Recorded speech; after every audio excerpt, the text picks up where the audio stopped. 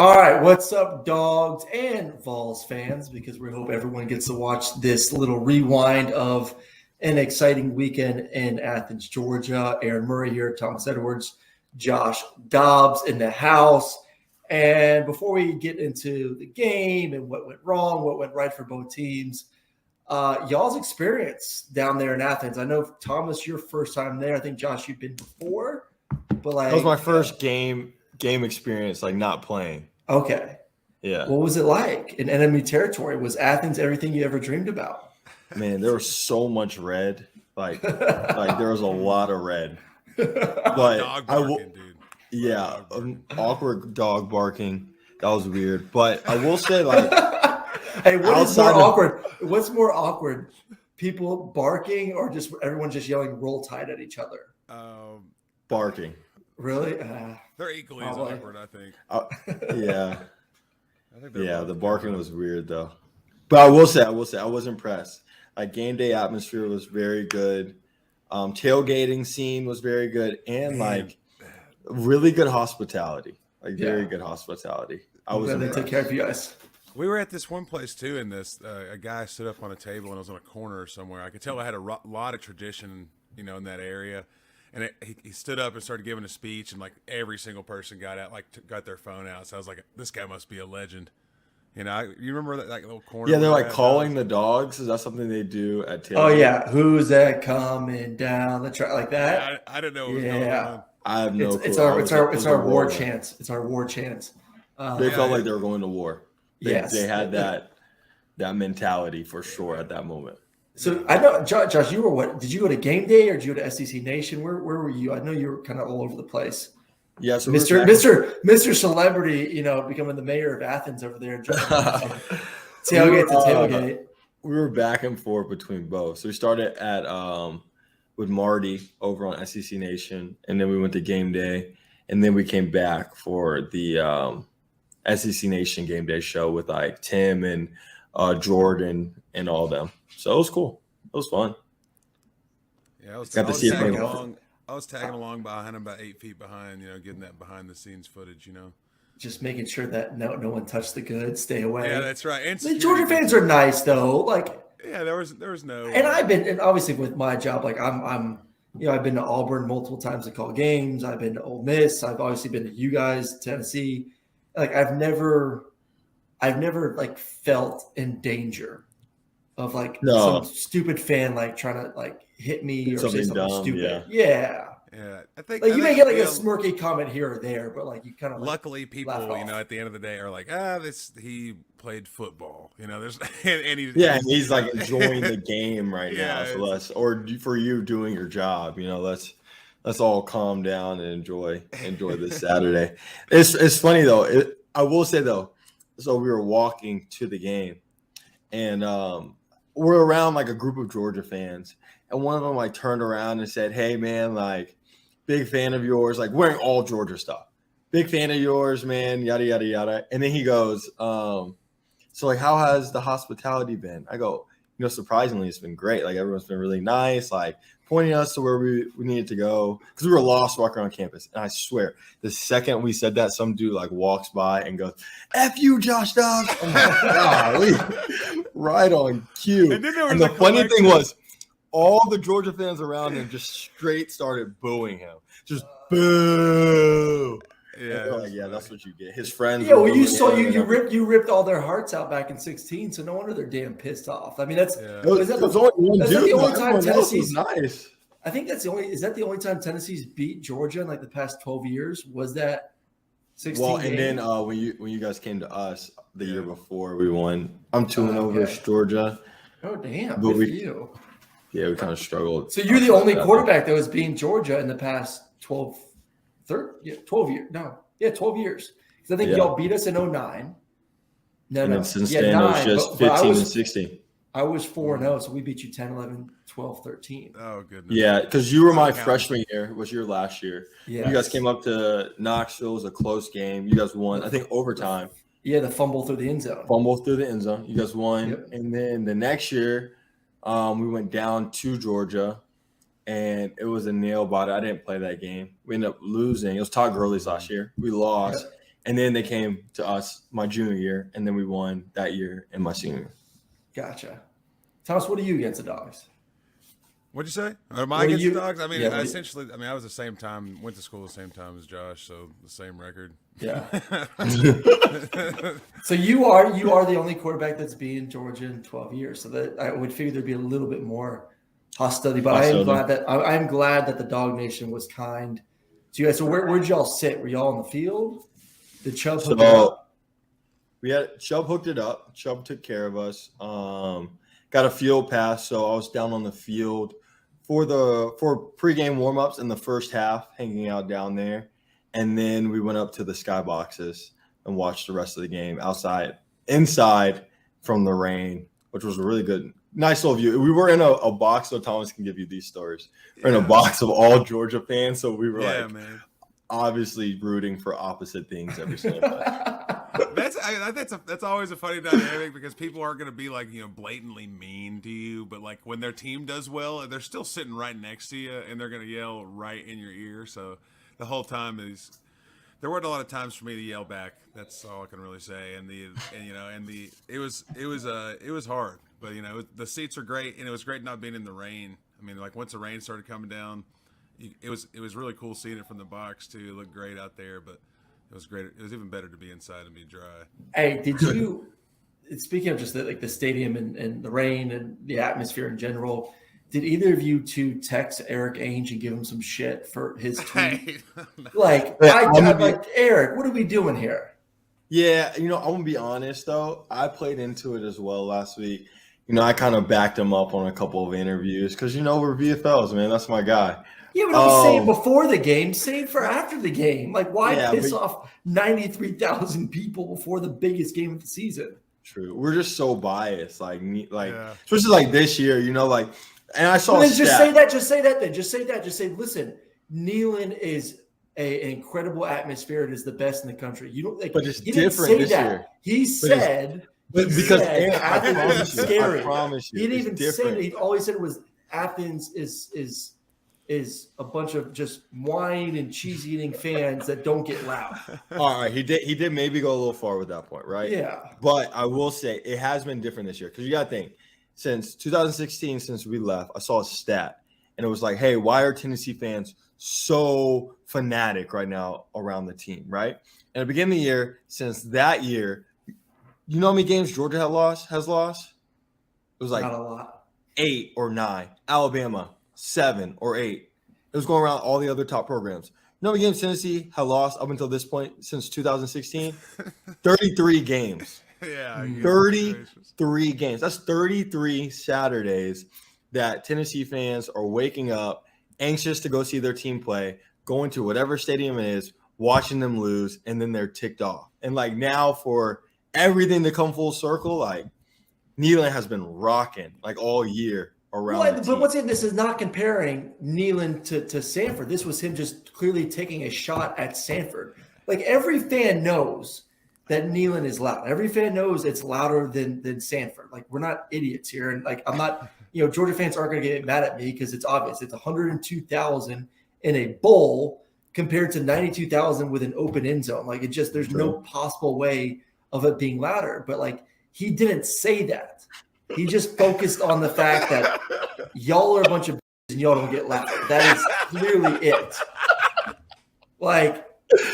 Hey, I mean, after going there, it was loud. It was rowdy. I mean, it has its place in the SEC. It's a reason why it's it's a great arena. That's all. I mean, it was rowdy in there. Even when it was raining, people didn't leave. It was rowdy. I mean, I can't say anything negative about it, but Neyland's twice as loud. Neyland is loud.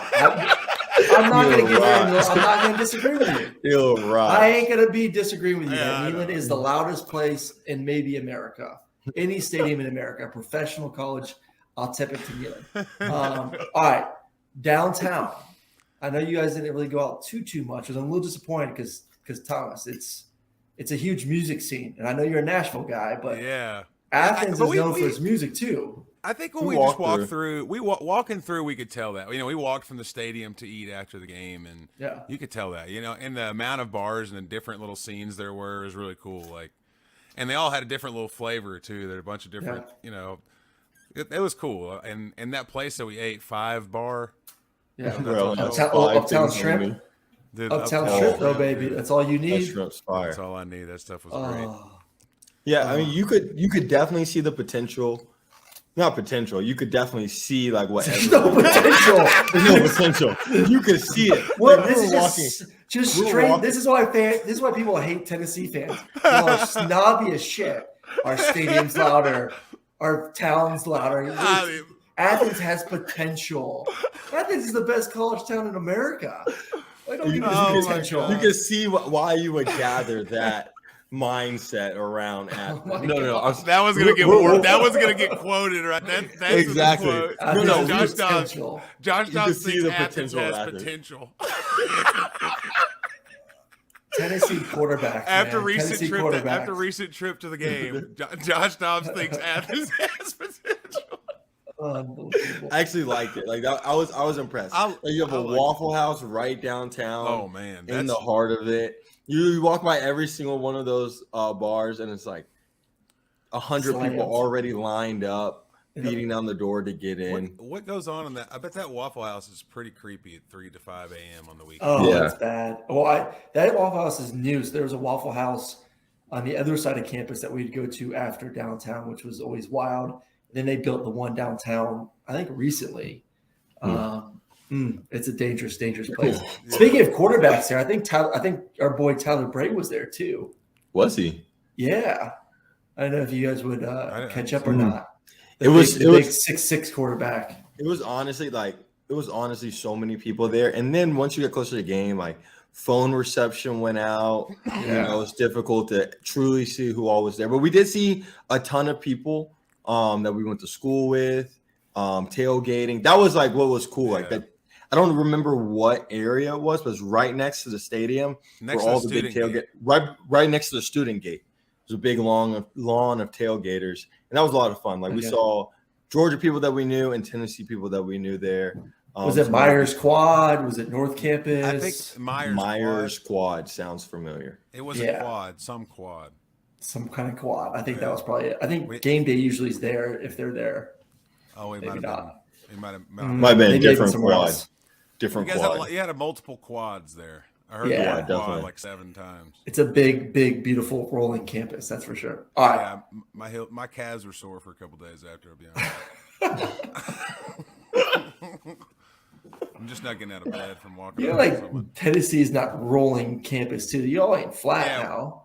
No, we're not flat. I promise you that.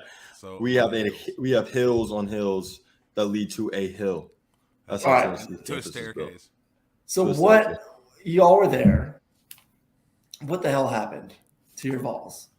Like just down to the nitty-gritty nuts and bolts. Yeah, I think one, it was definitely the first environment that we've been in, just like from outside of football, that we weren't in control of.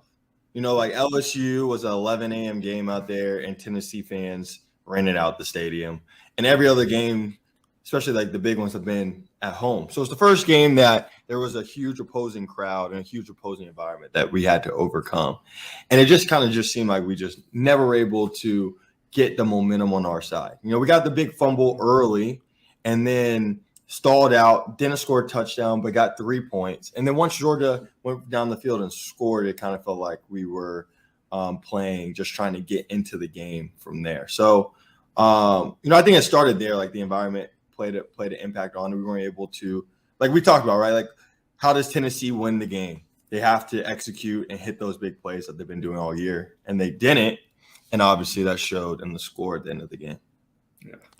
Yeah, I think also what I said, or I was saying before the game, was like the Georgia DBs are going to have a crazy game, and because they're a really talented group of guys. I mean, I was thinking like the guy that made that pick in the end zone. I was talking to someone in the box, and I was like, "That's going to be the first play on his highlight tape." And then someone was like, the pick of the national championship probably will be the highlight tape. So I was like, yeah. So I mean, the thing is, Tennessee ran their offense. We threw plays down the field. We tried those attempts, but I think that we were contested a lot outside at receiver, a lot more we had been throughout the year.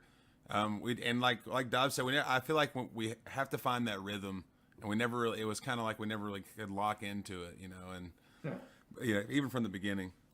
But there was glimpses of times where there was balls that are like 2 yards above someone's head that could have been a game changer in those first 2 quarters, and that's kind of what our offense is. It's high risk, high reward offense, and if you don't make those plays, and it's a completely different game. So I think those missed plays played into it a lot. Well, they thrive on they thrive on the explosive plays. Like they thrive on those plays where like you essentially put a dagger into your opponent's heart, where they feel like they then have to go out there and do the same thing. And Georgia never felt that pressure of like, hey, they just had a huge play for a touchdown.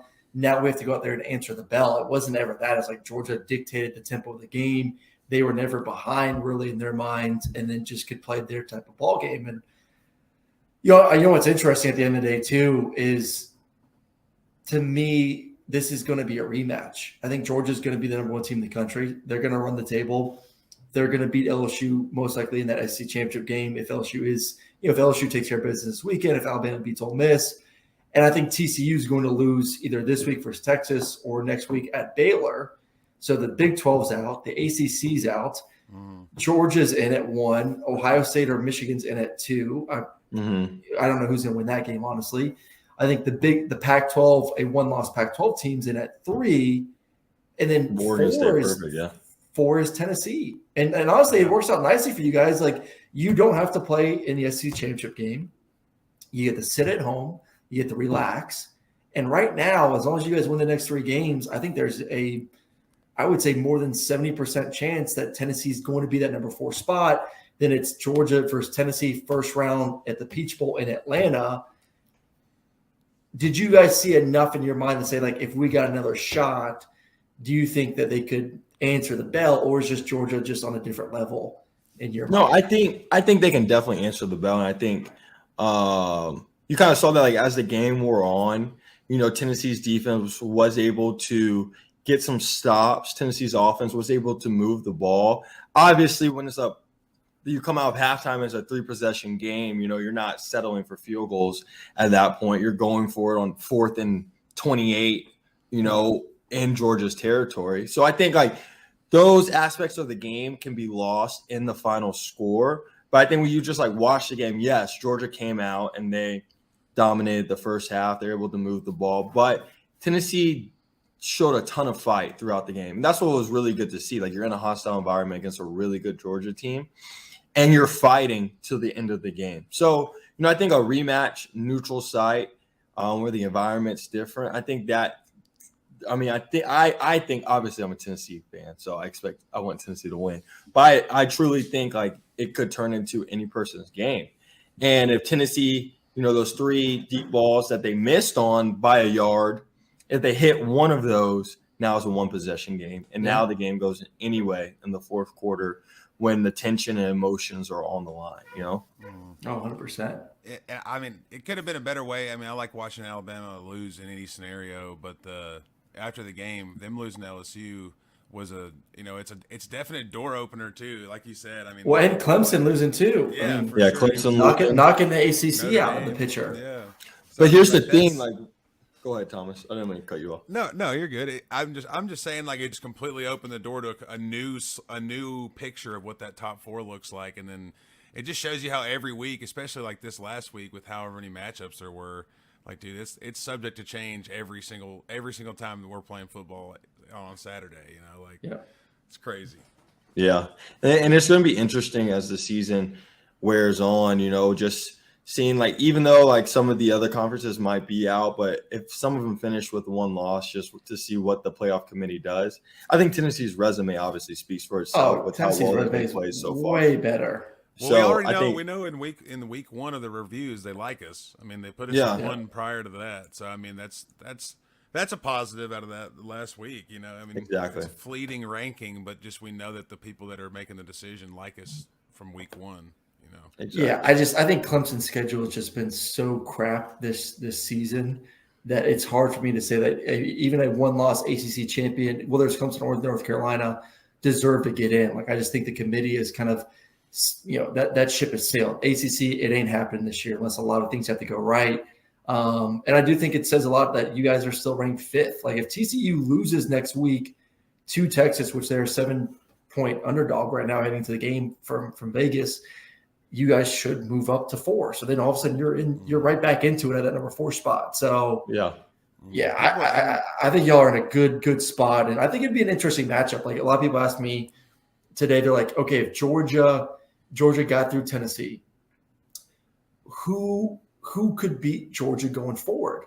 And I don't think LSU can, just to be honest. Like I've been impressed with them. I've been impressed with Jaden and the defense and what they're doing on both sides. The receivers are playing well. But like I think Georgia takes care of business versus LSU. Ohio State's been super one-dimensional on offense. They can't run it. I don't even know if they're going to beat Michigan, honestly. Michigan's a poor man's Georgia in my mind. I think Georgia's just better at every position. Last year. Yeah, you saw what happened last year. Yeah. We don't want to see that again. Yeah, and then Georgia everyone saw what Georgia happened against Oregon. So like to me, the only team that could give Georgia any sort of shot in my mind could be Tennessee.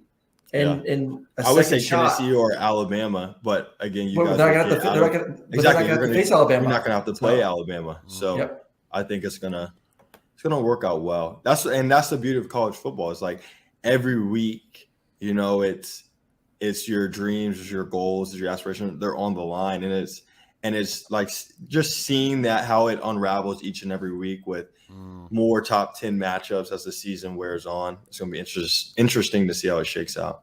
I want to know from both of you. So they got Missouri's been playing well lately. Yeah. Missouri at home at 12. Yeah. I know the fans have been rowdy. They've been excited. It's easy to buy into a team that's undefeated. That's the number 1 team in the country. What's it going to be like in Neyland this weekend now that they kind of like it's calmed down? It'll be rocking. It'll be rocking. It'll be rocking. When we were 3-3 this time, it was 100 when in a season when we were there, around 500 it was sold out. I mean, like there's there's this much momentum in this season. I mean, I don't think there's anything that can keep that place from being sold out. Well, I hope so because I put some money on Tennessee covering the spread, so I'm hoping they shut up in a big way. I think that's a good. What's that number? The 20.5. Oh yeah. I think Hendon comes out and just they get pissed off and they take their anger out on Missouri. And Missouri's offense is bad. Yeah. The game, even though South Carolina has not been playing well, South Carolina's going to be a night game. That's the game that's just because that's a tough place to play. It's going to be a wide out. I mean, Tennessee's going to get every team's best shot. Yeah, of course. Because they're Tennessee. I think a lot depends on if South Carolina beats Florida this weekend, if they get some momentum heading into the game versus Tennessee. I always think, too, that for the first week after daylight savings time, playing a night game is really hard because, you're sitting there waiting for a game. Late. And you're used to it to be at night, and it's 7 o'clock. You're sitting there waiting. And I remember just that feeling, too. I'm very glad this weekend we don't have one at night. Yeah. I'm glad that if this was South Carolina at night this week, it'd be Dobbs. That's exactly what you're saying. That's a trap right there waiting to happen. Regardless of record, team, just the history of what the game has just been weird. It's always weird going. I will say that it is always. I'm 0-2 going to South Carolina, so I will. Yeah. I'm there with you. It is a bitch to play there. Loud, especially when they get Sandstorm going. So. Yeah, wave those damn towels. All right, boys. Well, I do have once again. I have a feeling. It's going to be 1 Georgia, 4 Tennessee, first round of the playoffs here in Atlanta. So I think us, along with Keith, need to do a live show at some point before the game here in Atlanta. Oh yeah. Obviously, depending on Dobbs' schedule in the NFL. I don't know when the NFL season ends. I don't know. Late first week of January. Is the last regular season, and the next week starts playoffs, second week of January. Yeah, they pushed it back a week last year with the new CPL. And you got an extra one this year. God. It started 17. last year, but yeah, we got 17. Yeah, y'all are at the Commanders that Sunday, and I think that's the same day as the first round of the playoffs. When's Christmas? The 25th. Y'all got the Saints. You got the Saints the day it's before. Thanks, Sherlock. Maybe home for Christmas. We might be able to plan something around that. Yeah, we'll figure it out. Well, boys, appreciate y'all jumping on, and we'll get some good content from some Tennessee players as well. I also had a great interview with some Georgia recruits. So that's another thing, too. We get some recruits in here. I had 2 good recruits. I'll be coming out tomorrow night, and we appreciate y'all jumping in. Go Dogs, number 1 team in the country. Hey, go Vols. Go Vols, baby. We got you. We're coming. I think Dobbs just said go Dogs. No, I didn't. No, he did not. No, he did. Don't try me. Potential Athens. Just only potential.